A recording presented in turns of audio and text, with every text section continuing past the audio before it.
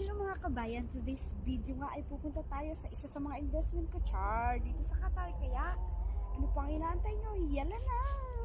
On the way na pala kami kung saan kami sasakay ng aming yate. Sumakay nga pala kami kay Kuya sa kanyang electric cart dahil medyo may kalayuan at medyo mainit kaya sumakay na kami. Andito na pala kami mga pre. Hindi nga ako pauhuli. Mag-aawra muna ako dahil nag-aantay pa kami ng aming mga kasamahan. Ipak, aura ang inyong ate. Mga ayan yung kasama kong pumasok na rin kami sa loob. Ito pala yung aming yachts. Ang pangalan ng aming yachts ay Sea Blast. Pwede kayo dyan mag-book kabayan ng inyong mga birthday party, team building. At ito pa lang sa amin ay team building ng aming company. Kabayan, sana i-book pala namin na yate. May 2 rooms with CR every room. Siyempre, kung pagod na kayong maligo, pwede na kayong magpahinga.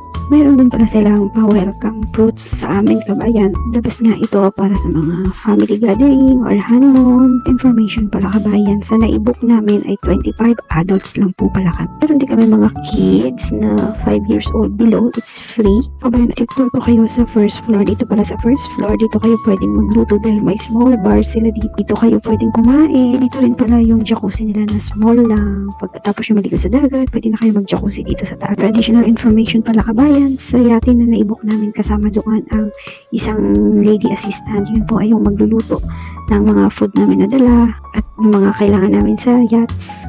Siya po ang aming lalapitan.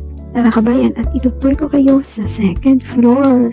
Napakaganda nga dito, overlooking din, at dito ang kapitan ng yate nagdadrive. Siyempre, hindi ko pinalampas ang pagkakataon na mag-drive nga kunwari ng yate.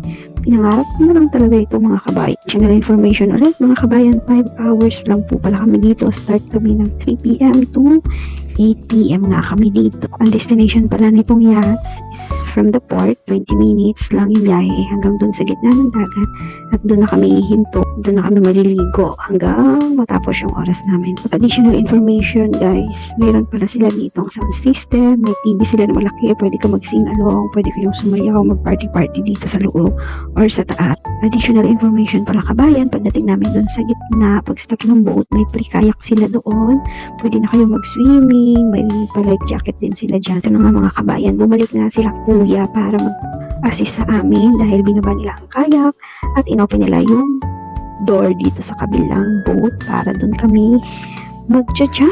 Ito nga pala ang aming assistant na si ate, busy na siyang mag-prepare ng aming food dahil later we will eat. Siyempre maraming dalang mga chocolate ang aming mga kasamahan. At ako naman ay ready na para sa swimming guys. See you later for my swimming. Aura muna ng inyong ante, kape-kape muna, may free coffee pala sila dito. It's included for our booking. Ito na nga si Inday at maliligo na. Hindi naman kami tumagal dyan sa pagliligo dahil mabilis lang ang oras at madilim na. Siyempre, kainan na. Kaya ano pang hinihintay niyo mga kabayan? Yala na. Siyempre, hindi ko pinalampas ang jacuzzi. From the sea going to jacuzzi. Masarap yung water nila dito. Super warm. After ko maligo, nag-bis na nga ako at ito, nakijoin na nga ako sa palaro namin.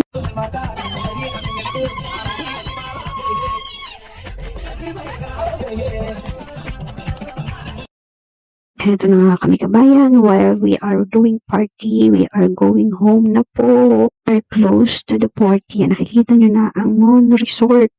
Ito ang pinakamagandang resort dito sa Qatar.